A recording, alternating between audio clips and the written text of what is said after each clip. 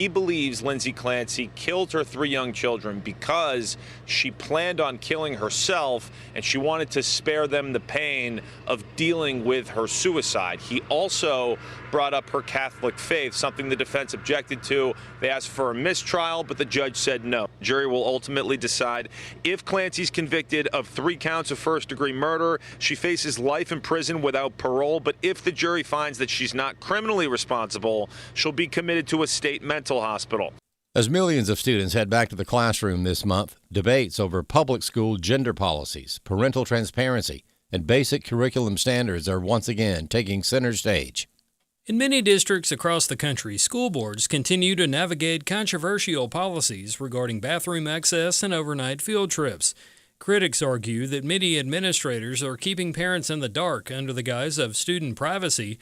Talking about this on Washington Watch, Nicole Neely of Defending Education said that lack of communication is leaving families blindsided. Schools hide behind student privacy to not give parents complete information for them to make their own decisions about their own child. Neely said that while some administrators have altered policies following recent court rulings, others are pushing ahead unchanged. She urged parents to take a hands-on approach and actively question what's happening inside their local school buildings. Price of liberty is eternal vigilance. It is deeply important for parents to know and ask questions so that they have absolute clarity on these things. Because unfortunately, school administrators do not have our children's best interest at heart.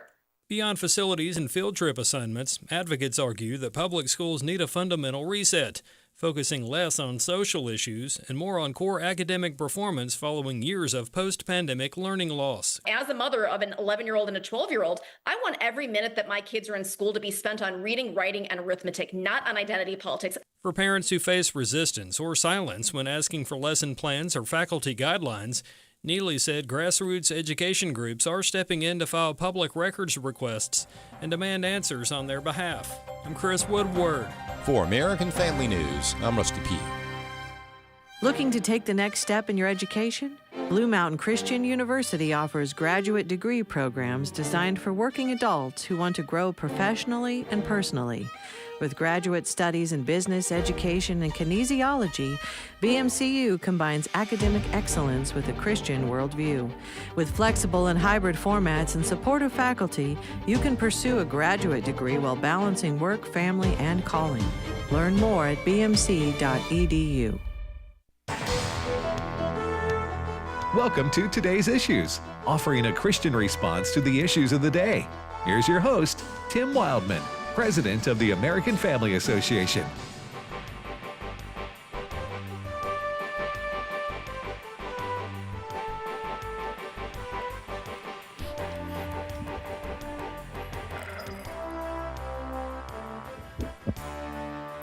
Hey, good morning, everybody, and welcome to Today's Issues on the American Family Radio Network. Thanks for listening to AFR. Today is Tuesday, August the 25th, 2026, and the middle of September is on the horizon, and that means cooler weather for most of us. Ed Vitagliano, good morning, Ed. Good morning, Tim, and thank you, Lord. Yes, amen, for the middle of September. Yes. Okay. Now, I know you don't want us getting close to January. No. Yeah. No. We're going to skip January next year. Yep. I've already asked President Trump if he would issue an executive order. That's he can slap something on January on El Nana. And good morning, Chris Woodward. Good morning. There's nothing to stop Trump from going from economic D-Day to meteorological D-Day. That's right. Well, they said nice things to him once on the golf course. If he can pull it off, right, he will be the greatest president ever. It's hard to say meteorological D-Day, just so you know. It is. You got to be careful. All right, a lot to talk about today on the program. Thanks for joining us here on Today's Issues on the American Family Radio Network. We like to talk about good news, but unfortunately, not everything is good that happens in our world. And I was just reading, just seeing the story that's breaking now. We don't know any details, but in Montana, I guess it is, Ed. What is it? New York Post? Looks like it's a house in Billings, Montana. I'm just going to read from the New York Post. Okay. I was just popping open websites that I normally have on my computer when we start the show, and you said, what is that? And I had not seen it. It says multiple people were killed, including children, after a madman opened fire at a house in Montana before setting the property ablaze. Police were called to the house in Billings just after 6 p.m. Sunday. This happened Sunday? This happened Sunday after reports of a shooting and a family disturbance. And so this appears to be something related to, I don't know if it's a domestic dispute. We're not getting many details, but it says a family disturbance. But there were multiple adults and multiple juveniles died at the house. Interim Yellowstone County Sheriff Kent O'Donnell told a news conference Monday. I just found it interesting that we haven't heard about this story, and yet it happened Sunday. Yeah. You know. Even CBS was 2 days. Oh, yeah. Late to the game. Multiple. You know how many... You know, police officers say the most dangerous situations for them are domestic calls. Right. And it just seems like, maybe it's just because the news is out there 24/7, it just seems like we're seeing this locally and nationally, and it's everywhere. Yeah, and it's been around for a while. When I was in elementary school back in the 90s, there was somebody in our class that was in a family that had a violent domestic disturbance. Well, I think in terms of the psychology of that, because, Tim, I think you're exactly right. Well, I know you are right about what police say, but in terms of the domestic dispute kind of scenario is you can't love anyone more than your family. And then if that goes south and, you have divorce, custody battles, accusations, boy, I can't imagine anything more likely to set people volatile. Yes. Oh, wow. Yeah. You know, if emotions, you think she's people living cheating on you, or he's cheating on you, the amount of anger and hurt that unleashes, it's just. You know, I was thinking, we talking about police officers and highway patrolmen, for example, in the dangerous situations. Have you ever? I know you guys have. We've all seen this, especially at night. You're driving down the highway, or the interstate, and then a police officer you see is got somebody pulled over. Yeah. And the I say police officer, most times it could be a police officer, it could be a highway patrolman. And the guy, it's usually a guy, is by himself. Yeah. Well, nowadays police officers are almost always by themselves. You remember when we grew up, the TV show Adam 12? Yeah. Well, I think back then they seemed to be partnered up more. Yeah. Maybe because crime has grown so much that they are spread thin. Because I'm not sure I ever see two police officers in the same car. No, you rarely. Just you're driving right. around. And highway patrolmen too, because they're just isolated out there on the road, and especially at night, and you're having to walk up to a car that you don't know who's in it, what's going to happen. I mean, you don't know. I know they have protocols for safety purposes. Yeah. I know they do, but it's still a very. I just couldn't. I can't imagine getting up every morning and doing that. One time would be, I'd be emotionally wrecked. Well, that's why they always tell you, if you get pulled over and you get out of your car, the cops, they'll holler, get back in the car, because that's how some of these lunatics will wrestle with a cop or a trooper try to grab their weapon. And that's so true. It's serious business. You got to listen to police officers. If something is done improperly or unconstitutionally, you sue them later. You don't get out and start something with a police officer, because they've got to always be on edge. I don't know most all of these altercations, and some of them have gone national, with the stories and turned into racial divides. Yeah. But almost all of them, the perpetrator or the would-be criminal, the suspect, I guess you could say, decides to confront the cops. Yeah. Physically. And it goes bad. It goes bad. And you just go, well, listen, if you were mistreated, just, You sue later. Yeah. Yeah. But you don't get into a fist fight with or a wrestling match or run not from. not only does your speeding ticket turn into a felony, right, you could get shot. Yeah. So anyway, that just reminded me. We were just talking about the domestic safety issues for police officers and especially highway patrolmen. So anyway, thank you for those who serve. Amen. We do try to thank people who serve the public, whether that's EMT people or nurses, doctors, whatever, but especially police officers, state troopers, and the like. By the way, did you get your air conditioner fixed? No, but now we finally know what the problem is. Our air conditioning is working. Okay, it has an issue that could burn up the compressor, but the company that put in our unit and does our normal servicing, the owner's son came out yesterday. Okay. And he was able to diagnose the problem, didn't charge for that or anything like that. So what did he diagnose? Well, I have a thermos. The issue. Hold on a second, I'm taking notes. The issue has been. I'll give the folks the quick version of it. The issue has been here in the heat of the summer. Every once in a while, we live out in the county. Our power flickers on and off. Right. And when that happens, the AC unit outside starts to kick right back on when the power comes on, and it makes an awful racket. They said, talking about the HVAC people, that you can burn up your compressor that sure way. You can. Yeah. So they finally figured out that my thermostat, which does have a time delay, the power goes out, the thermostat waits 5 minutes before kicking the unit back on. Hold on a second, I'm drawing the diagram.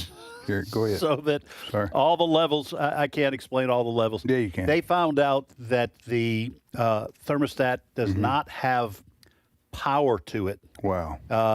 It runs by batteries. So it runs by batteries. Now you're just mocking me. All right. This is very disappointing to hear. So the thermostat does not know the power flipped off. No.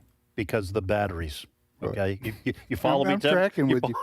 I'm tracking so with you, they're going to have to go in the attic and run a wire down to the thermostat. Which you're unqualified to do. I'm unqualified to explain it, let alone do it. You did a great job. Pretty good You know job. what I admire about that story you just told? Yeah. The detail in which you paid attention to what the, would you call him an electrician or would you call him he was an air conditioner man? A technician. Yeah. Explained it to you. Yeah. And now, once I get past what I just said, I can't go into any more detail. But I appreciate them. They did not charge me for that because they're not like a lawyer. That's exactly right. They're trying to you pick up the phone with a lawyer, you're charged. Yes, that's exactly right. Well, Tim, thank you for pretending to care about my situation. Care. No, well, did I not come across as sympathetic? You did not, sir. What it sounds like is you got me wired up and wound up, and then I like that wired up. That's a good pun there. You wired up. This conversation about AC is heating up. Good. At two, Brutus. That's a good pun too. Yeah, by the way, I drew the flux capacitor. That's my. That was my drawing. Is that what he's working on? The flux capacitor. That's you're going back to 1955. I hate to tell you. Future. So anyway, we have had air conditioning, but I don't want it. Like if we're away from the house, I don't want it to burn up. And so we're on the right track here. Okay. Hey, in all seriousness about the heat, there is that story in the news about this massive heat dome, as it's called, that's been plaguing people for days. And unfortunately, depending on where you might live in these United States of America, you're going to continue to experience really high temperatures. In California, for example, heat warnings are going to remain in effect until Wednesday. In Arizona, they're looking at well above 100-degree weather through Saturday. Yeah. Can I just share about the fallen nature of man? Sure. Because I'm going to confess something to our listening audience. All right. Okay. When I read that story, you sent it around. Right. Okay. The heat dome. The heat dome. I looked at the headline and I said, oh no. And then when I read the story, it's Texas westward. And I said, oh, thank you, Lord. And so the Lord doesn't care about Texas and Oklahoma and no, it's not the Lord. Arizona. It was me. Oh, it was My you. first Okay. reaction Okay, was, got you. It's not me. it's not me, and that's wrong. Right, it is. That's not a good attitude. I couldn't help it, Tim. Yeah, I know. Well, that's the way we are. I couldn't help it. That's what carnal man. That's what happens to you there. That's why we need a Savior. I did not love my neighbor enough. But isn't that just another day in Arizona? Yeah, in the summertime. It's August, Arizona. But I did send that story around because it is a very serious situation. It is summertime in the American Southwest and the heartland. But still, it's extraordinary the days that these plus 100 degree temperatures are lasting over a vast swath of land. That's what I'm saying. That's dangerous and it's drying out and it's fires. Like the Southwest does not need any more hot temperatures because of their water situation and the water in the dams. Right. I will say this, though. I am learning meteorological terms. I mean, for a long time, all I knew was polar vortex. Yeah. I would throw that around. Now we got heat dome. Mm-hmm. That's. Did the polar vortex have anything to do with your air conditioning problem? Did you figure that one out? Well, let me explain this, Tim. No. Well, we can do this off the air. I think we risk boring our listeners. Oh, risk. Yeah. Heat Dome sounds like a show on CBS. Yeah, you're right. It does. And not only that, if it's a popular show, you're going to get right after Chicago PD tonight. Heat Dome. Heat Dome Chicago, Heat Dome Los Angeles. Yeah. A series of Heat Dome shows. I did look it up, and 118 degrees in Arizona, for example, is above average. The average temperature in Arizona in August is around 102 to 110. It's 118 today in the Phoenix area. Actual temperature? Yes. That's now they don't have our humidity, but it's still brutal. All right. Now I lived there. I lived in Scottsdale, Arizona, just in the Phoenix area, Metroplex kind of, for 3 years. And all my relatives would say the same thing to me. Yeah, but it's a dry heat. And I would tell them, so's the oven. You go open it up, put it up to 450 degrees, stick your head in there. Say, you like that dry heat. That's dry heat too, but it's rough. It is. The difference between the humidity, which we experience here in the southeastern part of the world, of the U.S., can be oppressive. I mean, it's just like you walk outside to get your mail and you come back and your shirt's soaked. Drenched, yeah. It's a different, if you've lived in different parts of the country, you've experienced it. But still, 118 is 118, 118 is 118. And I'll say one other thing about that is they would always have warnings because you don't, I was about to say, when you lived in Arizona? When I lived in Arizona. You do sweat, but you don't know you're sweating because it evaporates immediately. Really? And like people would go out and play tennis. Yeah. They would think they weren't dehydrated because they're not sweating. I got you. And that's how that dry heat works, is that your sweat evaporates immediately and you don't know you're dehydrated. All right, you're listening to today's issues on American Family Radio. Thanks for that weather report, Chris. Yes. Back to you. I do have some good news when it comes to that fire near Reno, Nevada. Yesterday we where 90,000 people were displaced. Yes. Okay, what?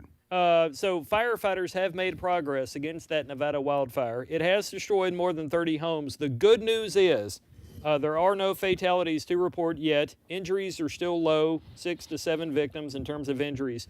And crews have managed to contain as much as 30% of this fire now.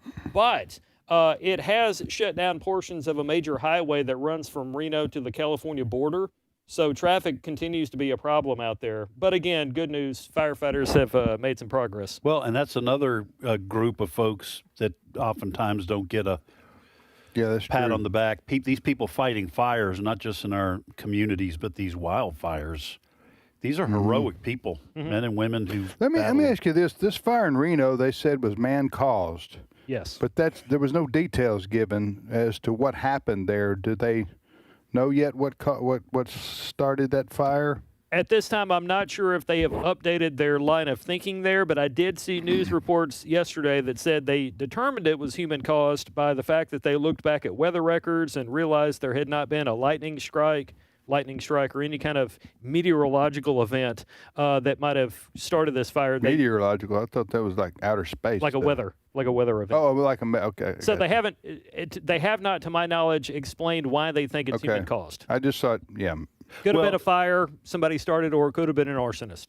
Yeah, and sometimes it's just like you said, just negligence. I remember growing up the Smokey the Bear commercials. You remember that? Only you can prevent. They brought fires. him back. Yeah, he's back in the commercials now for. Unfortunately, he identifies as a woman. Oh, that's so that's wrong. It's not a 100% victory. Yeah. The good news is he can play in the WNBA. Oh man, y'all are brutal. Smokey's got some game. They did bring smoke, but I have seen commercials with. Did Smokey the Bear? He went away for a long time. I think he hibernated. Just hibernating. Yeah. He came back and instead of saying only you can prevent forest fires, he changed it to wildfires. Only you can prevent forest fires. Wow. That was the original. Is that even true? That's what the government told us. It was all intended to make sure that people, when they were out camping and those kind of things, that they were conscious of doing the right thing and putting out your fire. Yeah. Your campfire and that kind of thing. Yeah. All right. Next story, Chris. All right. Fox has run a lot of clips this morning from an interview that Jesse Waters did last night with Mohammed Abdul Saeed, the Democratic Socialist running for U.S. Senate in Michigan. They touched on a number of things from ICE to healthcare, even women's sports. Clip 1. You want to abolish ICE? Who's going to deport the criminal aliens from the country? Long before we ever had ICE, we had INS. We were able to enforce our immigration policies without shooting people in the face and the back of the head. You say you want socialized health care. Abdul, how much is that going to cost? It's going to cost the average Michigander a whole lot less than they pay right now. But I'm just going to tell you, no, but what's the I'm price up against tag a of the guy program? who voted to raise prescription drug prices 19 times. Should men play women's sports? You have daughters, right? At the end of the day, the decision of who gets to play what sports ought to be decided by the people who govern sports. I'm running for U.S. Senate. Jesse, it's insane. I'm out here trying to take on like the healthcare crisis in Big Pharma, and you're asking me about who gets to play what sports. I will post the entire 25-minute video onto our Facebook page. Do you like that type of interview? I don't. Now, obviously, we just played a clip right there. It was just a little short clip, so it was a longer interview. And I like Jesse Waters, on Fox News.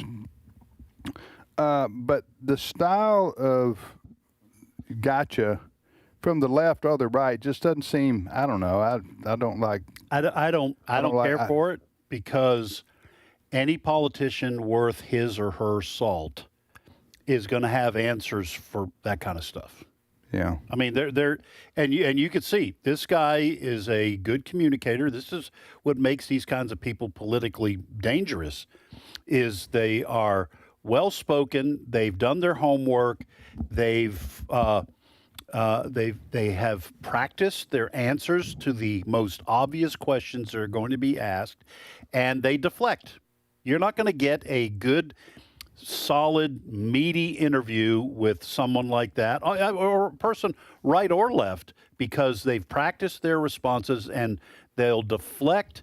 And just like he said on the question of men and women's sports, he doesn't want to talk about that because he's Muslim. Mm-hmm. And if he allows himself to get dragged into that conversation, he's going to talk about what his faith says about transgenderism and homosexuality. So he's going to deflect. And he did it expertly. He said, I don't want to talk about that. There are people out there suffering, and the voters are going to... I'm trying to work on the healthcare crisis, and you're asking me about who plays who in sports, which that's a great soundbite for him. I'm sure Jesse Waters wanted to have the gotcha moment, but you're not going to get it with someone as well practiced. Now, I don't like the guy or his politics. Right. El Said. We're talking about the El Said is the senatorial candidate for the Democrats in Michigan, and he's running against Congressman Mike Rogers, the Republican, and it's a very tight race, at least in the polls right now. But that's one that the Republicans hope they can flip from being Democrat to Republican because of the far left politics of the fellow you just heard right there. Right. Yeah. Well, and all you've really done is make him sound senatorial. Yeah. So now Jesse Waters is supposed to be, I think he generally is, a a pretty good journalist, you're supposed to simply be out to get the person's answers to questions, but it sounded like he was trying to get a gotcha moment, and instead, if you're trying to sink his candidacy, you may have helped it among people on the fence. You know what? That's why I like Bill O'Reilly a lot, who preceded Jesse Waters. In fact, Jesse Waters, I think, got his start on the Bill O'Reilly show. But I used to watch, and I'm pretty selective, but I used to watch Bill O'Reilly almost every night because he did interviews. He did about 4 segments, but they were a little bit lengthier interview segment, and he would always let the other guests talk. You know what I'm saying? Right. And they would have a conversation which was productive. And Bill O'Reilly, he was generally conservative, was very sharp. Yes. And he knew the right question. He was very prepared, and he knew the right questions to ask. And wouldn't let people get away with stuff. Right. Left or right. But he let them say their piece. Yeah. I'll let you have the last word. Yeah. He was famous for. Yeah, exactly. What say you? That's what he always said, Bill O'Reilly. He's still around. I see him. He is. He's got a program somewhere. Yeah. All right, you're listening to Today's Issues on American Family Radio. Let's go ahead and take our break. There's the break music right there. I got to love that break music. I'm going to put it on my Spotify playlist. You do that. And we're just thankful the air conditioner's working in here. Yes. I'm very thankful. Yeah. Let me tell you, we can go wrong, Tim. Okay? Well, we can break that down later. I'm very interested in that. I know. Topic. We'll take a short time out right here. Dr. Alex McFarland, brother, will be with us in just a few minutes on Today's Issues.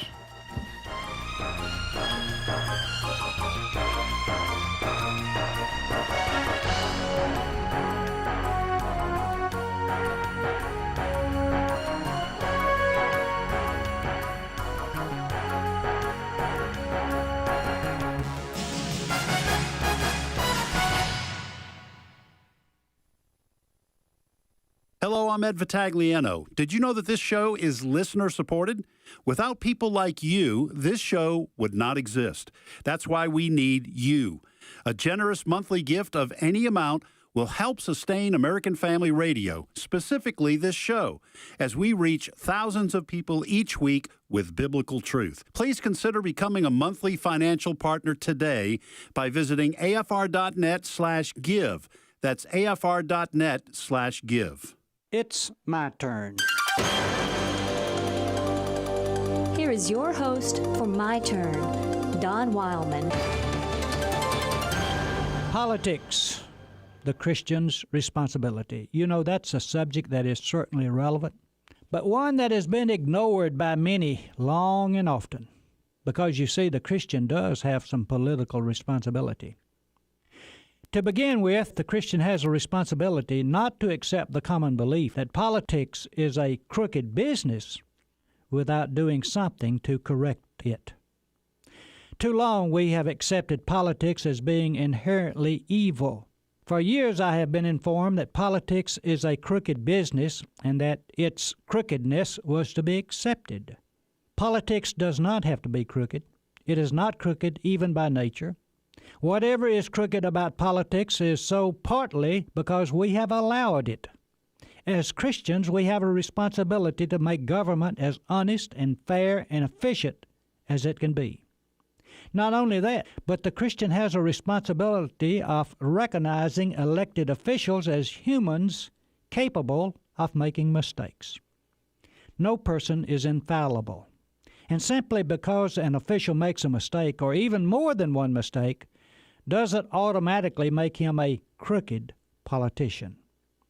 And remember that no person or groups of persons can solve everybody's problems. Still, another responsibility of the Christian is to be involved in the political process. All that is necessary for the triumph of evil, wrote Edmund Burke, is that good men do nothing. In many elections, if not in most elections, less than 50% of the qualified voters even bother to vote. Too often we have divorced Christian commitment from social, political responsibility. Separation of church and state does not mean separation of Christian faith and civic responsibility.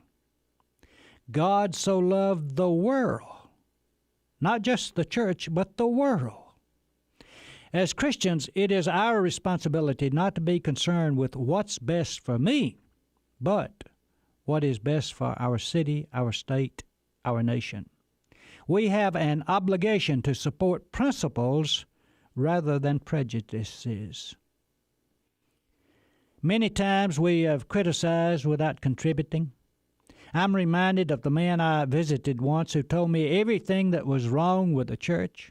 The only problem was that he had not been inside a church in 20 years. Sometimes we're that way with politics.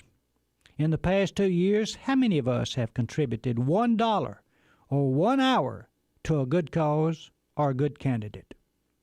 How many of us even bothered to vote in the last election? The church has been terribly slow to recognize the responsibility of individual Christians to be involved in the political process. If anything, the emphasis has been for the Christians to stay clear of the crooked world of politics. The Christian has a responsibility to use his Christian commitment for social good. How?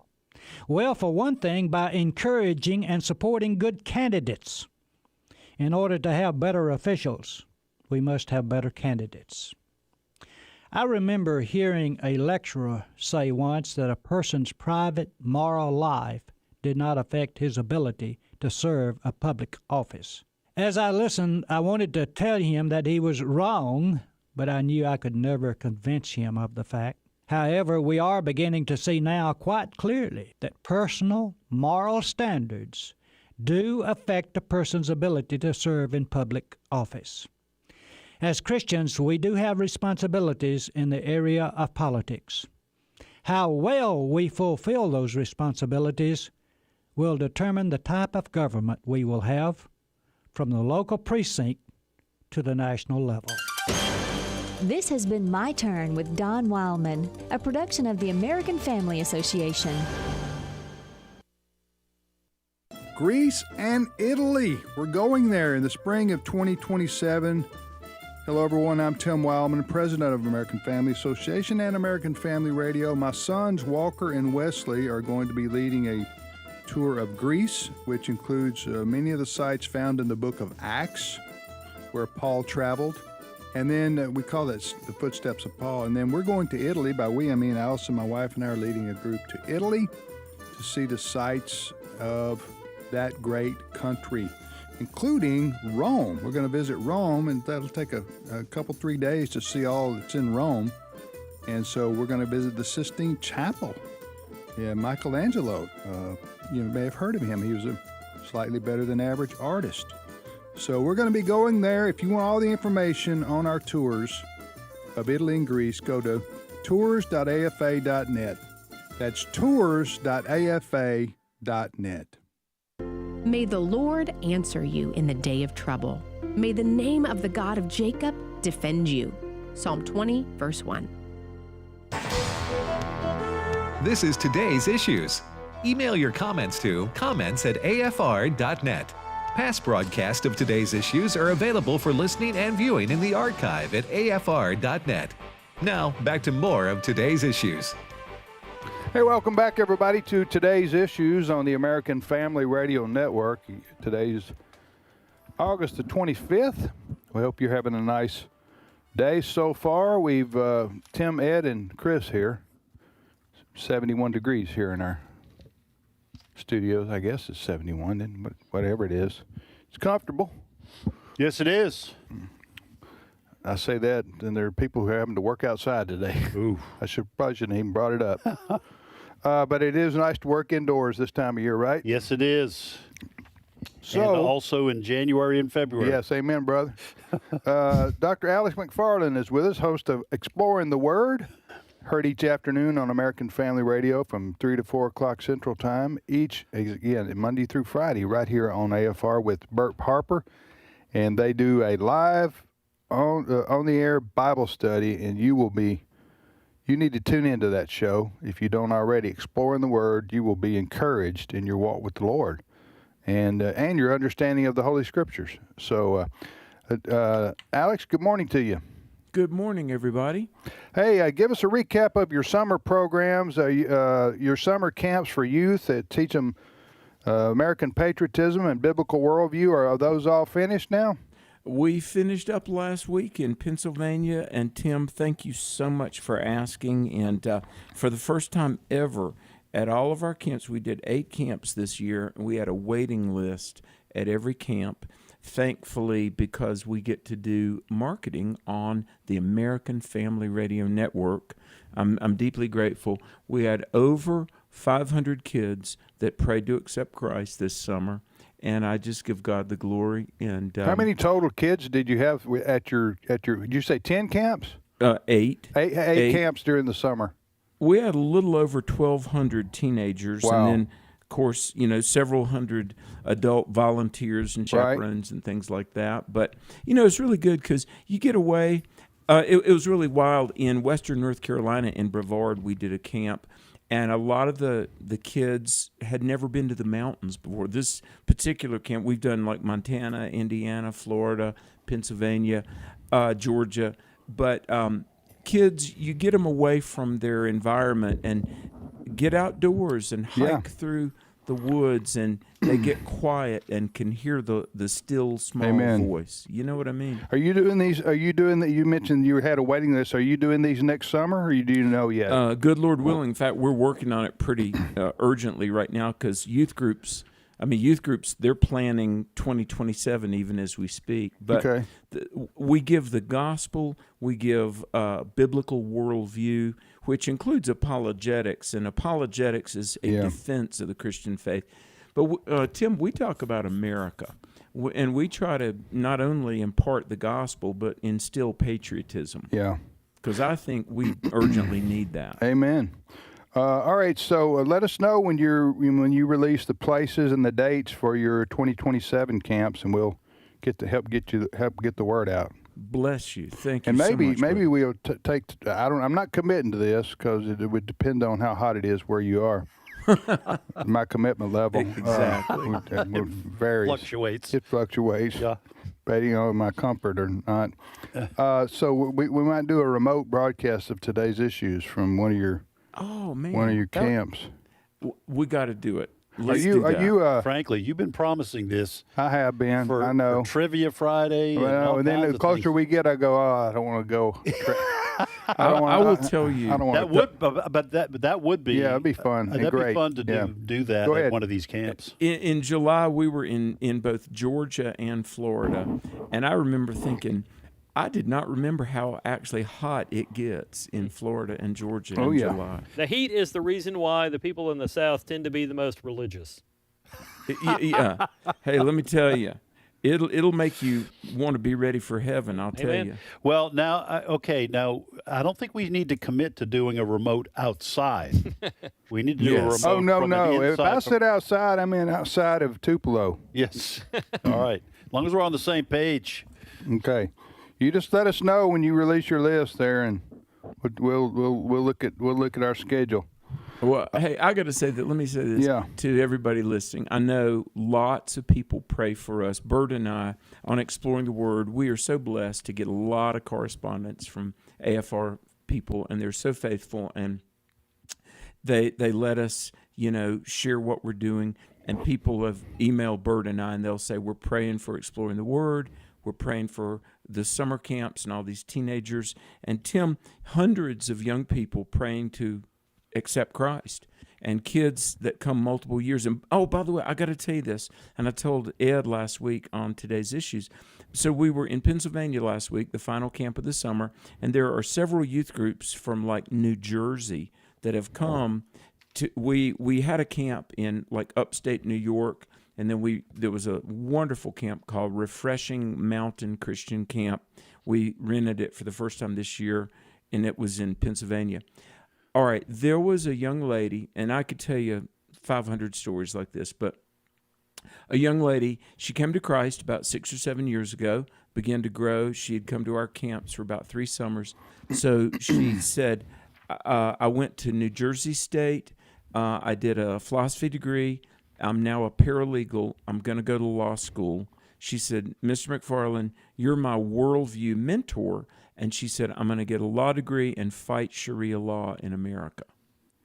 And see, here's the thing, and I was talking to Ed last week, we got to be in this for the long game of winning people to Christ, discipling people, helping people understand they have a role to play. Like this young lady who, I mean, she gets it. And these young people, we talk about the stewardship of life and that you have a role to play. Not everybody's going to be a preacher, thank the Lord, but whether you go into business or law or medicine or education or journalism, like this is journalism, but all of us. Doggone right it is.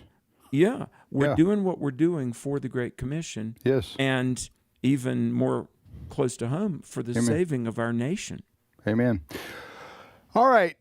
Speaking of Sharia law, I had a lady come up to me at an event I was at recently who listens to AFR, and she says, I wish y'all would educate people more on this Sharia law, what it is. I know it's having it's in other parts of the world, but it's coming to Europe and it's coming to our shores.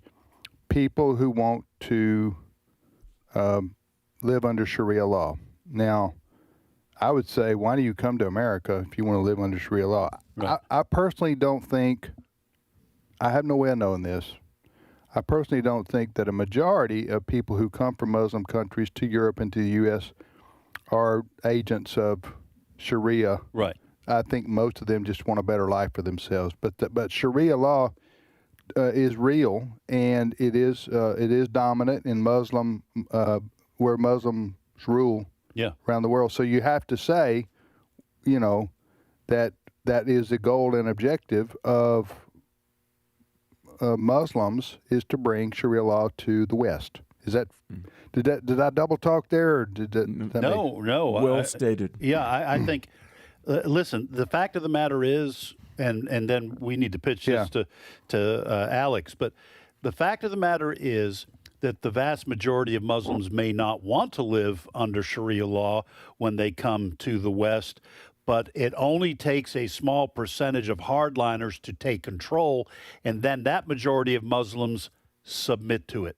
Yeah. You're not going to get a whole bunch of Muslims in Egypt trying to overthrow Sharia law. Right. They just go along with it, and all you need is a dedicated core of radical leaders to turn Dearborn, Michigan into, for example, into a Sharia-run community, and then the majority of Muslims aren't going to squawk. They're just going to live under it because they're not dedicated. They're not going to buck the spokesmen for Allah. Right. All right, Alex, give us a thumbnail sketch at least about when we say Sharia law, what are we talking about here?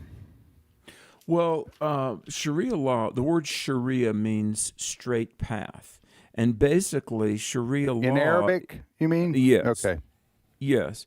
And it's from the teachings of the Quran and the Hadith.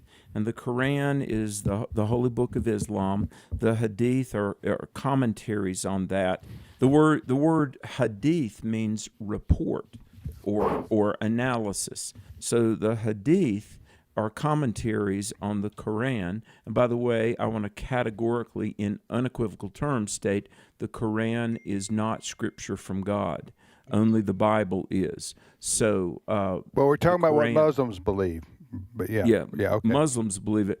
But Sharia law are social and legal and moral principles drawn from the Quran and the Hadith that Muslims believe they should live by and should be imposed on non-Muslims as well.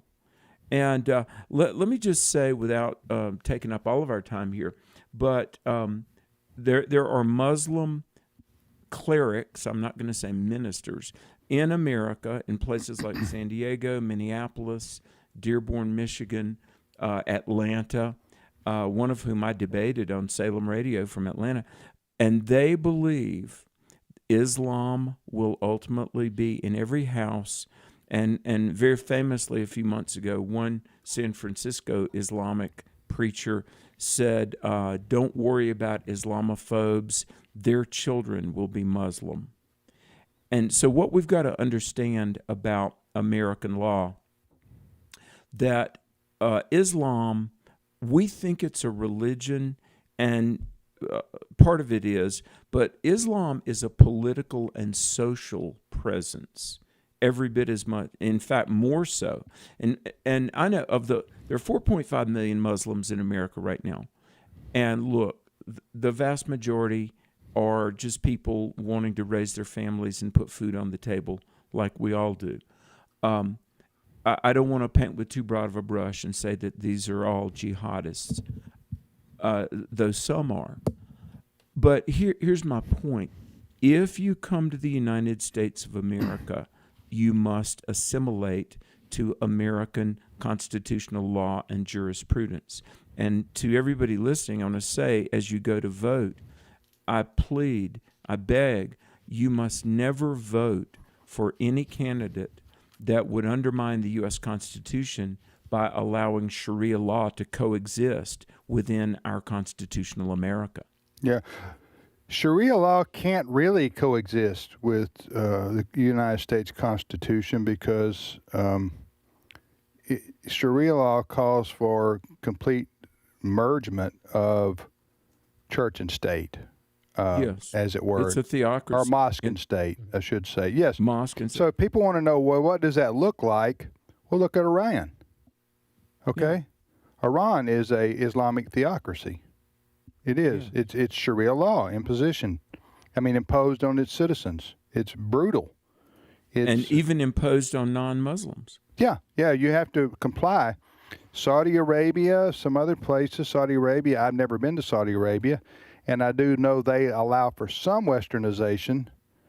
I say westernization. They allow for some freedoms, but it's still run by Sharia, Islamic law. You think Taliban in Afghanistan, and so Indonesia, I believe, is run by Sharia. Am I right about that? Sharia law. Exactly. That's the country with the largest Muslim population in the world. There are like about 50, a little more than 50 Sharia-led countries in the world now, in places like Iran and Azerbaijan, Kazakhstan, Indonesia. And to all of the people that say, oh, well, let's just live and let live, look, either we have a country or we don't. And I get it. Individuals can believe whatever they want to believe. I mean, not everybody is a Christian, sadly. I wish they were. I wish everybody knew Jesus. But here in America, we cannot let people, the left, or whether they be Democrat socialist or Sharia advocates, we cannot let people use the tools of America to dismantle America. And what's so sad is, with CARE, the Council on American Islamic Relations, I had a more than 3-hour conversation with the VP of CARE about 5 years ago. And she just, as calmly as could be, she said, America will become Islamic. She said, America will become a caliphate. And she said, the Christians, they do not know what they believe. They are not committed to this fight. And she looked me straight in the eye and she said, America will fall to Islam. And I said, well, in the name of all that is holy, may God grant that it does not. But here's the sad reality, and I love America, I love the church. Folks, we're on fire for Jesus. But there are the advocates for globalism, Marxism, and Sharia.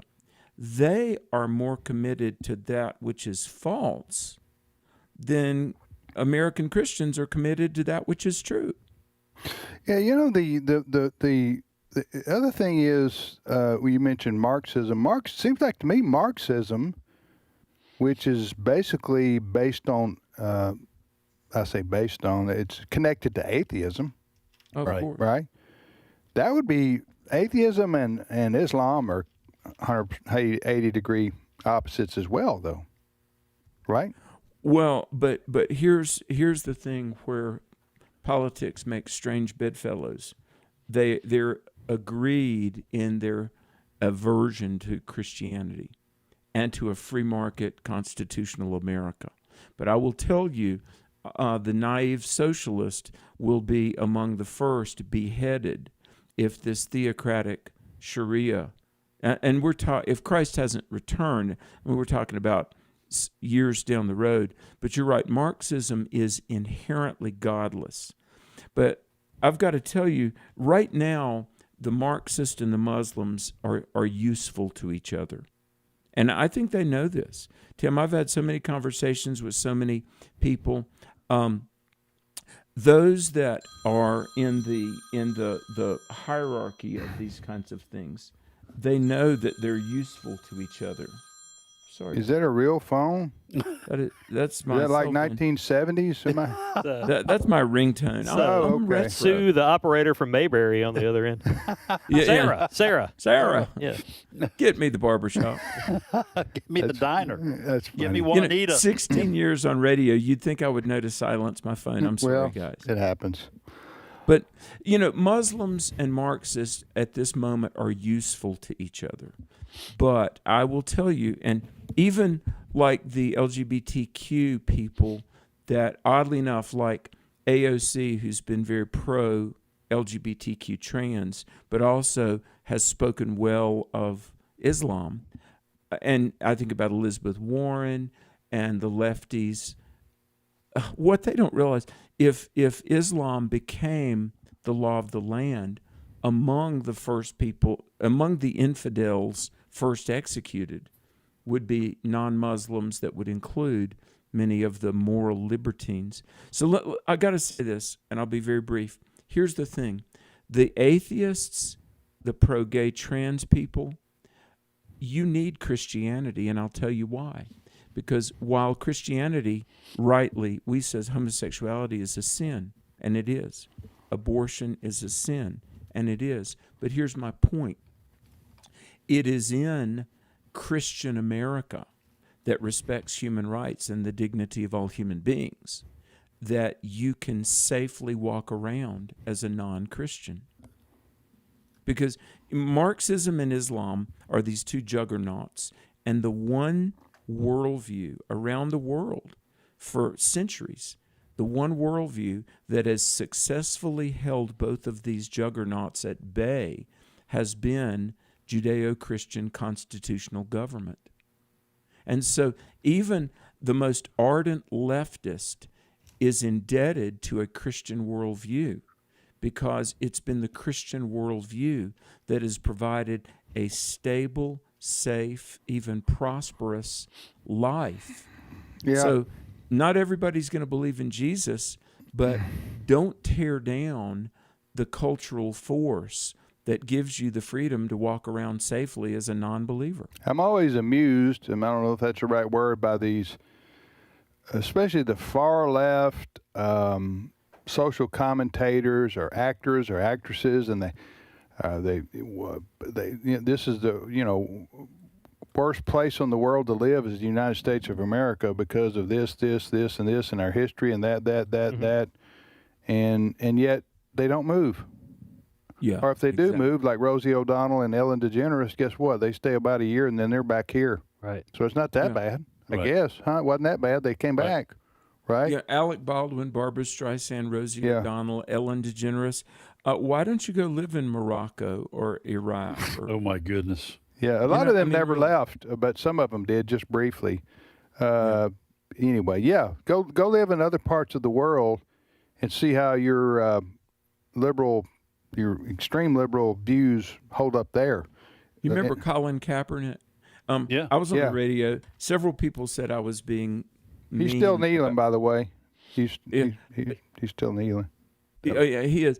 I said we need to raise money for the Colin Kaepernick relocation campaign because my heart is heavy that he has to live in this odious place, and we can help him move. Where you can make millions of dollars playing ball. Right. The fact that you got to do that and make an obscene amount of money shows you how great this country is.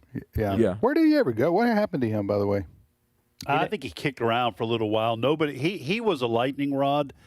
And he was an average quarterback. He was an average quarterback, and he was, to most owners in the NFL, he was not worth the risk, the downside. He was box office poison. Yeah. If it had been a Tom Brady that you can't get rid of, someone like that, that might have been a different story for him, but he was not a good enough ball player to pull that off. All right, Alex, thanks so much, my friend, and let us know when those 2027 summer camps for youth are set, and we'll promote them and get them sold out. And God bless you. It'll be Let's there. go save a nation. To cover it. All right, brother. Let's do it. All right. Thank you, Alex. Appreciate it. That's Dr. Alex McFarland right there. Co-host of Exploring the Word, folks. It's heard weekdays at 3 p.m. Central Time right here on American Family Radio. Where would you like to go in the summer? Well, listen. If we did that. We need to find out. I personally prefer to go up north somewhere, like where's cooler? Pennsylvania. Maybe? It's probably not substantially cooler in the summer anywhere, but as long as we can do the show inside, I don't want to be sweating to the oldies when I'm old. Yeah. There is a place in West Virginia called Bluefield, West Virginia, that's famously known as Nature's Air-Conditioned City. We need to do a remote from there. Well, it depends where his camps are. Well, that's true. So we'll find out. I think it's a good idea, actually. Yeah. I think what he's doing with these young people is great. I think I've been to Bluefield. Is that right over the border? I'm not sure. Tennessee. Anyway, man, you've traveled as much as I do, and I haven't traveled as much as Alex has or JJ has, but after you get to be 63, you start going, I've been there, went through there, ate there. Well, every once in a while on Facebook, someone will say, how many states have you lived in or visited? Yeah. And Are you up to like 25, 30? No, I'm up to 40-something. Wow. I've been around. Yeah. You have been, my get friend. around. Yeah. Get around. I think that's Beach Boys, but I'm not sure. That's the Carpenter. We'll be back in 5 minutes. Stay with us. The views and opinions expressed in this broadcast may not necessarily reflect those of the American Family Association or American Family Radio. Faith, family, freedom. American Family Radio. Missionaries are going into all the world to make disciples, and Exploring Missions is going with them. Radio crosses those borders, so radio is not only not of the devil, it's a great tool to get to those unreached people groups. Exploring Missions with Bert and Nathan Harper, Saturdays at 2:30 p.m. and Sundays at noon Central on American Family Radio.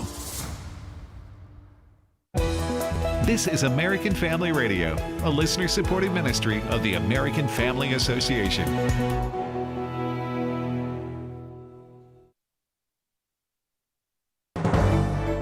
American Family News, I'm Rusty Pugh. Everyone is watching the South Carolina Senate primary runoff today between Darlene Graham and Ralph Norman. But Eben Brown tells us Oklahoma also holding a primary runoff election today. Democrats in Oklahoma will choose between lawyer Jim Priest and healthcare advocate Nikila Jasmine Thomas as a U.S. Senate nominee. That winner will face Congressman Kevin Hern, the GOP nominee for the Senate. This is for the seat once held by the now U.S. Homeland Security Secretary Markwayne Mullin. Oklahoma Republicans will choose between Gentner Drummond, the current Oklahoma Attorney General, and former state lawmaker Mike Mazzei to be their gubernatorial nominee. The winner faces Democrat state lawmaker Cindy Munson in November. Oklahoma's incumbent governor, Republican Kevin Stitt, is term limited. The U.S. threatening to impose new 50% tariffs on Canadian exports, like vehicles and steel, amid tense economic negotiations between the two countries. Michigan Congresswoman Lisa McClain echoing claims by President Trump that Canada had been taking advantage of the U.S. economically and emphasizes this has been going on for many years. Since the 1990s, the Canadians have tariffed our farmers and dairy products at 250%. Since the 1990s. And President Trump has been talking about this leveling the playing field. The Department of Veterans Affairs recently launching a clinical trial aimed at helping treat veterans who are struggling with alcohol abuse. Veterans Affairs Secretary Doug Collins says they are specifically looking into GLP-1 drugs, which are normally prescribed for weight loss, and whether they can be effective in helping those struggling with alcohol abuse. It suppresses urges and appetite. So we're looking at it now in 600 veterans across the country in different locations, different localities, to say, is this something that can help us? Because I think President Trump has made a great promise to veterans and to American people to say, we're going to try whatever it takes to get you the help that you need. As the murder trial of Lindsay Clancy enters its final stages, public discourse surrounding the case has erupted into a storm on social media. Chris Woodward has more. Clancy's defense argues that she suffered from severe postpartum psychosis when she killed her 3 young children. But online, a growing community of self-appointed detectives has spun a web of conspiracy theories, frequently accusing her grieving husband of foul play. Talking about this on American Family Radio, journalist and author Bethany Mandel warned that this online fixation has crossed a dangerous line into full-blown spectacle. It's really disturbing to me, just first of all, on the merit that women are treating the murder of 3 young children as entertainment. Patrick Clancy, the husband and father, he walked in on anyone's worst nightmare. The TikTok fanatics who have been following this case have been harassing him and his new wife and have painted him as the perpetrator when he is the biggest living victim in all of this. Mandel argued that modern online culture, fed by therapeutic language, is stripping away individual accountability and blurring the lines between real-world tragedy and internet fiction. I don't know how we put the genie back in the bottle when it comes to personal responsibility. What's disturbing to me is watching this absolute denial of reality that, they've created in real time. TikTok has spun so many women into believing that, what is happening in this real world is not real. And that to me is like next level disturbing. I'm Chris Woodward. And finally, a Lincoln, Nebraska police captain is on leave after her toddler was found alone in a locked van. Deputies responded to calls at a popular Nebraska outdoor park Sunday afternoon when people at Pawnee Lake reported hearing a child crying and screaming in a locked vehicle with no adults around. Authorities determining the toddler had been left in the van for at least 28 minutes while the parents, off-duty police captain Mady McGuire and her partner Mary Tobiasen, were fishing. McGuire was given a preliminary breath test, with results being 0.108 blood alcohol content. Both women were cited for misdemeanor child abuse. Lancaster County Sheriff Terry Wagner. Officials stressing the interior of a car can get extremely hot quickly, even if the outdoor temperature is pleasant. Lillian Wu, Fox News. For American Family News, I'm Mr. Pugh. Thoughts of the child you were carrying keep pouring over in your mind. A deep, unrelenting sadness overshadows your days, and you wonder if you will ever feel whole again. There is hope and healing from a reproductive loss. Call the International Helpline, 866-482-LIFE, and talk with someone who has been where you are. Your call is confidential, and we will help you find healing. 866-482-LIFE. Today's Issues continues on AFR with your host, Tim Wildmon, President of the American Family Association.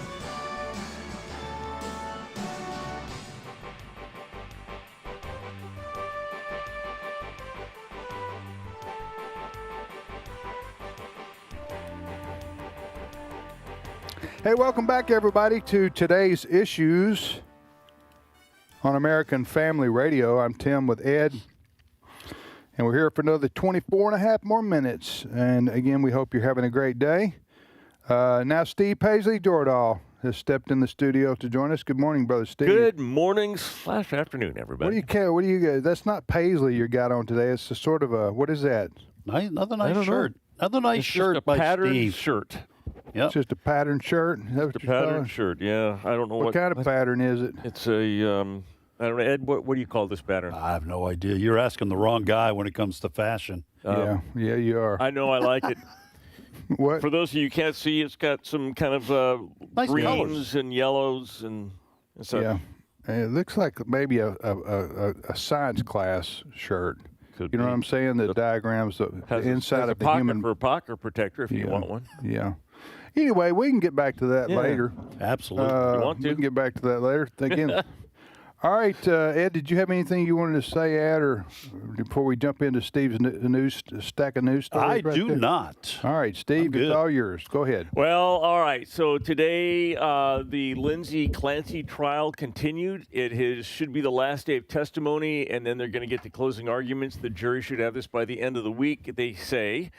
Today, they are hearing from a psychologist. The prosecutors have a psychologist. Tell folks just briefly who don't know what this is about, please. Lindsay Clancy was a mom who killed her 3 children, strangled them, and she is claiming that she did this because she had something called postpartum psychosis, which is different than postpartum depression. She said she heard voices, and she strangled her kids. She sent her husband away on an errand, and then took the kids into the basement and strangled them, and to death. And now she's on trial, and her lawyers want to claim insanity, basically, that this postpartum psychosis was the reason that she did this. So that she could be exonerated criminally. Correct. Right. Yeah. Not guilty by reason of insanity is what they're hoping for. And but the prosecution is having its turn now. And Dr. Kirk Heilbein was on there. Where is this, by the way? Where is this taking place? Do you know? In Massachusetts. Okay. Plymouth, Massachusetts. And so anyway, she's 36-year-old, and this psychiatrist or psychologist is saying he doesn't think she actually heard a hallucination, that she's kind of wanting to use this as a way of getting off. Basically, his words, a convenient way of lessening your responsibility. Those are his words. So there are dozens and dozens of women who show up outside that seem to be kind of the Lindsay Clancy fan club. We can talk about what might be motivated. It seems to be. But what these women are doing is they are saying we all suffer from depression after we have kids. And I don't know. It's hard to get into the mind of these women. But from what I've seen, they're very, very emotional about this. I've seen some. All right. What I want to talk about for just a moment is, well, first of all, I've known people with women with the postpartum depression, and most people probably listening to us. About a third of women have it. Okay, so it's very common to have, and that it makes sense. I mean, your body goes through tremendous changes. Yeah, hormones like everywhere, whiplash. You know, so you can understand how that would affect your chemical balance in your body and your psychological. Not to mention, the birth experience itself. All those things combined, you could see how people would have some kind of issues. But what this woman did, what's her name again? Lindsay Clancy. She doesn't deny doing this, right? No. Okay. This is not what the trial's about. Right. This is about whether she's going to be held criminally responsible or not. So, listen, it wouldn't surprise me if she heard the voice of Satan, okay? That's how Christians would view this. If she's saying she's hearing voices and you strangle your own flesh and blood children, I don't know that I've ever heard of that. But I mean, I've heard of it, but not. First of all, as I've already said, first of all. Second of all, I wouldn't try to get off. If it were me, I'd say put me in the. Well, she did throw herself out of a window after she did this, and tried to cut her wrists. Tried to cut her wrists. Okay, she tried to commit suicide. She did. She landed. She broke her back and is in a wheelchair, paralyzed from the waist down now.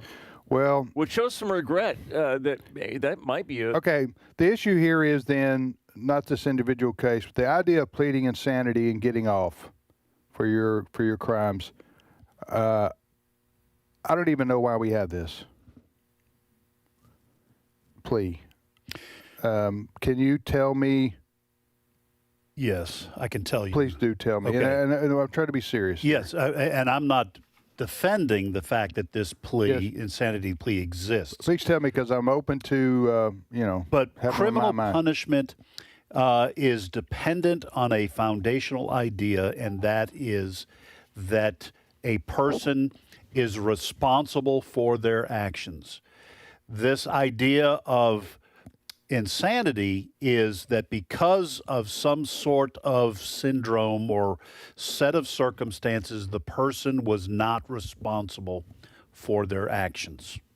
So, by reason of insanity and whatever you That's put what into her that lawyers basket. are claiming here, Yes. right? Whatever psychosis or syndrome or whatever you put in that basket, that is not responsible by reason of insanity. And this, you remember, this used to be a really big thing in the 70s and 80s when the pendulum swung. The Democratic Party was pushing this a lot in terms of not guilty by reason of insanity. The question then becomes, well, what makes a person responsible for their actions? Lindsay Clancy does not, as far as I know, does not argue this point that she was responsible enough for her actions to send her husband away to go pick something up, I think, at a pharmacy, and then take her children downstairs. She had a piece of premeditated. Is premeditated, and to me, if your actions are premeditated, you're responsible. This wasn't a heat of the moment, right? Action. This was. She sends her husband away so she can have the children alone, so that she can murder them. Yes, it's not like she thought she was a mountain lion and acted accordingly in killing somebody. She planned this out enough to indicate to me that she was responsible, despite the fact that she had this psychosis. And here's why it makes a difference, is because in our minds, I don't care if someone thinks they're Superman and dresses up and it kills somebody, because they still, in my mind, and probably yours, need to be locked away. I don't care if it's a mental hospital or if it's in a prison, but for the rest of their lives, they're a danger to society, shouldn't be let out. So whether they're criminally liable or whether they're mentally insane, they still should be locked up. But in certain states, if you are judged not guilty by reason of insanity and you clear up the mental health issues, you could be released. Yes, and that is what was abused in the 70s and 80s. And listen, I do not know why. Steve, maybe you can help me here. I do not know why. I don't know what the percentage is, but there's a percentage of women who are on Lindsay Clancy's side. I don't get this. To look into the face of your child and use whatever essentially is a big rubber band and strangle the life. Three of them, one right after the other, while the kids are probably screaming. Okay, that, to your point, you should be locked up somewhere forever. You don't get out. That's demonic. It is possession right there. People laugh about that, but that is absolutely. So here's the thing, and this is me speculating on and maybe making some assumptions that aren't due, but you have a whole bunch of women who are standing out in front of a trial, holding signs and standing all day out. What are they supporting? Are they saying that this what do you call this again? This condition? Postpartum psychosis. Are they saying that that's real? And everybody, are they saying let her off? They are basically These are women who don't have jobs, so they are probably bored housewives sitting there watching and getting involved in the drama that's going on online. And they just it's like they're living. How many of them are there? 6? I don't know. No, there's, I don't know how many. Anyway, and here's another thing. Okay. And let's get back to the core issue, though. Is that a lot of these people who are on Clancy's side think the husband did it. But in terms of Clancy and her attorney or attorneys, that has not been an issue. No. Her attorneys did not say she is innocent because her husband drugged her and set this whole thing up and he's the one who killed. That has not been their defense. So they've admitted that Clancy did this. The ones that I've seen say that the husband did it. The ones that I've heard say they do this because they see it on some horoscope that the stars line up and say that this type of a person under this whatever birth sign isn't a murderer. I mean, it's crazy. But this is what I'm saying. I think they're living a social media post. You know how they, the drama, they are so concerned with it, getting involved in. I think it's just a drama that they're living out with her just because they're bored. All right. So I haven't thought this through a lot, except to say, but my gut reaction is I'm opposed to the insanity plea being used to get off the hook for your crimes. If you committed crimes, I don't care if you're drunk, sober, sane, insane. If you commit murder, you're locked away, and you're not getting out of prison. Right. You kill 3 children. Yeah, a lot of states you get the death penalty. Yeah. Massachusetts, they probably won't do that, but you don't. And I don't know the purpose of fighting this if she's pleaded guilty to doing this. Why would you want to go through the court system to say, yeah, but I shouldn't be held accountable? Well, she hasn't pled guilty, has she? I don't know that she's admitted that she did it. Yeah, But that's what I'm talking about, whether that's a legal plea or not. I'm talking about she admitted she killed the 3 children. Yes. And to me, it's the why is irrelevant. It makes it worse for you to then try to get off the hook. Unless you want to prove a point, it wasn't really me. It was the devil inside. Well, that's kind of what they're saying. Okay, but I can buy that. Mm-hmm. But it still doesn't exonerate you from having to suffer the consequences of the devil inside you because you willfully did that act. You're still a danger to society. Like I say, whether it's in a mental hospital or a prison, you need to be locked up and put away for the because if we're gonna then like you said, Ed, like in the 70s, this kind of thing came into existence where you pleading insanity for running a stop sign. People started abusing that and. That it may be a reason why somebody does the things they do. I mean, insanity. I'm not saying that's not real, but the crime should not be. Excuse me. The penalty for the crime should not be reduced because you can prove that you had temporary insanity. That's my point. Right. To me, it's like it's different here in terms of premeditation and so on and so forth. Yeah. But for someone a drunk driver who kills somebody, a mom and her kids in a head-on collision, you are responsible for the fact that you were drunk. Right. Now, she may not be responsible for the fact that she has a psychosis, but she clearly acted in a premeditated way. Yes. So the psychosis did not take over her mind. Her ability to reason. Yes. All right. You're listening to Today's Issues on the American Family Radio Network. Tim, Ed, and Steve. Next story, Steve. Enes Kanter Freedom is doubling down, saying he wants to be in the WNBA, and he says that they're not letting him in because they're scared. Cut 9.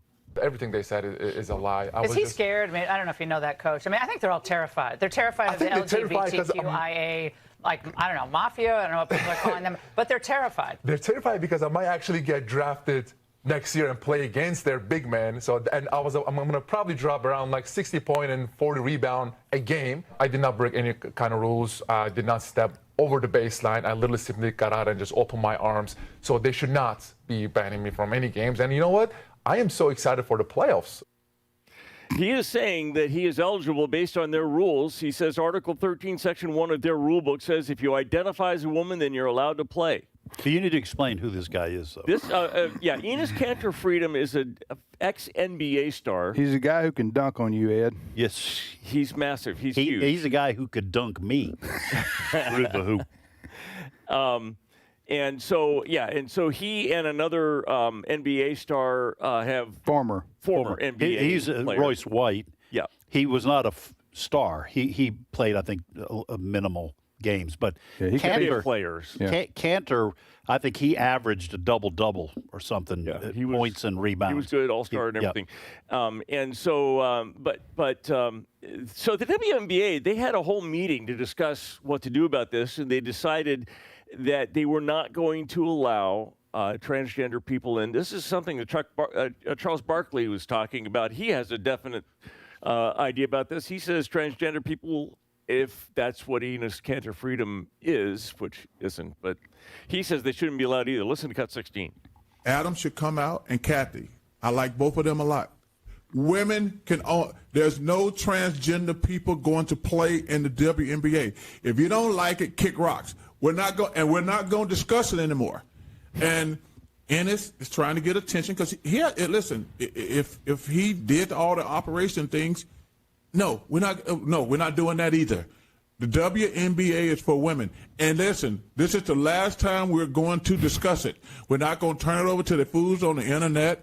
We're not going to turn it over to Congress and things like that. The WNBA is for women only, period. Now go to your room. The bigger question here is... That was Charles Barkley. That's what it sounded like, a parent saying, we're not going to talk about this anymore. But I agree with Can you cancel Charles Barkley? No, you can't cancel him. He's been a superstar for so long. He can't be canceled. Yeah. Here's what I disagree with Charles Barkley. I absolutely agree. The WNBA, the Women's National Basketball Association, should be for women only. But what Enos Cantor is trying to do is to get them to define what that is. Yes. And that's the only way. I think it's going to work. I think so. Well, you got to say biological women they have a only. Problem. They have a problem because the WNBA is a woke, racist, sexist league. When all of their players look racist, at the way they're sexist. What do you mean by that? Look at the way they're treating Caitlin. This is a league that before Caitlin Clark got there was not drawing very well, and they were fine with it because the only thing the players were about was we are oppressed black women. There's racism in the country. They were making money from playing basketball. Woke. Yeah. Okay. Well, they weren't making nearly as much as their NBA Not all of them counterparts. are like that. You're making a generalization. But the anyway, league was generally like that. And Caitlin Clark came in, a white girl, and elevated the league's visibility and started drawing hundreds and thousands more fans to their games. And that set some of these black players off, too, because she stopped playing the woke game either. All right. Well, first of all, I don't think we can say that it was a racist league. Okay. Now, I think there is a racist component to the way some of the players have been treating someone like Caitlin Clark. But I just want to say that you're entitled to your opinion, and I just think we need to be careful about that. There are white players in the WNBA.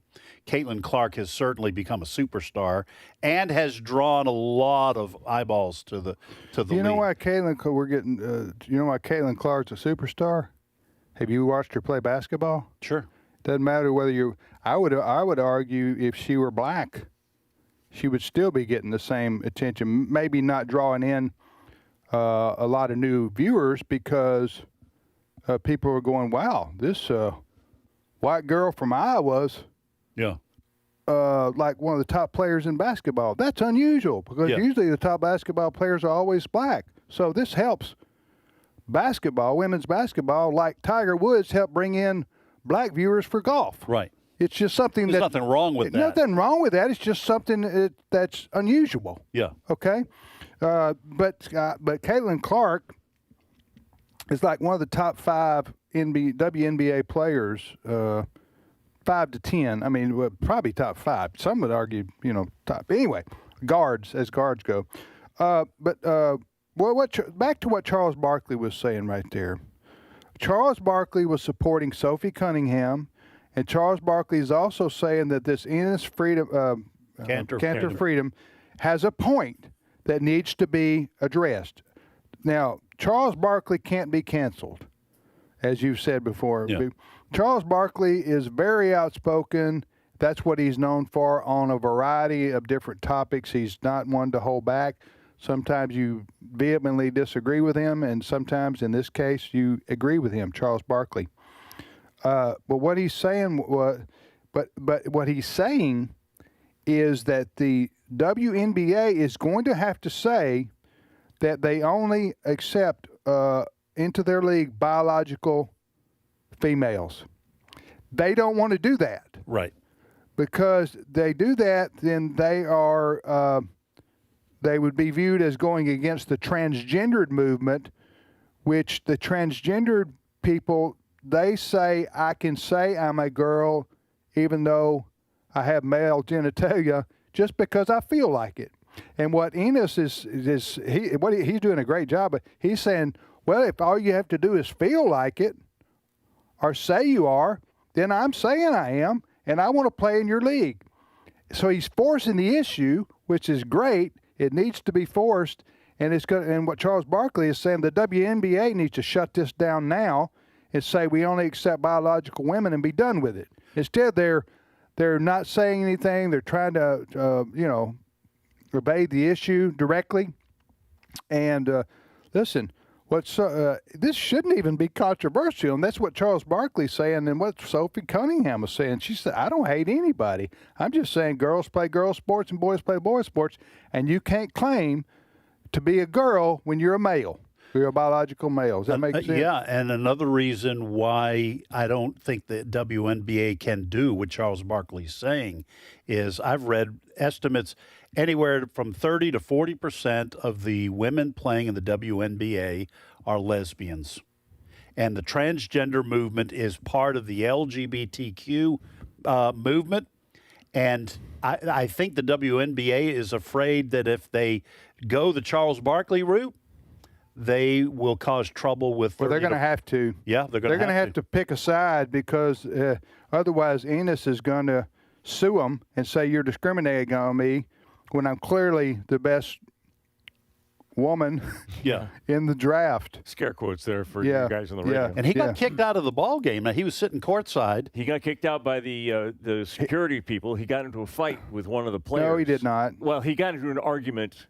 One of the players from one of the teams walked over to him. He was standing on the sidelines. He had a shirt on that had the definition of a woman, and they had maybe been jawing beforehand, but they got into a little verbal tussle at the game, and then he was kicked out.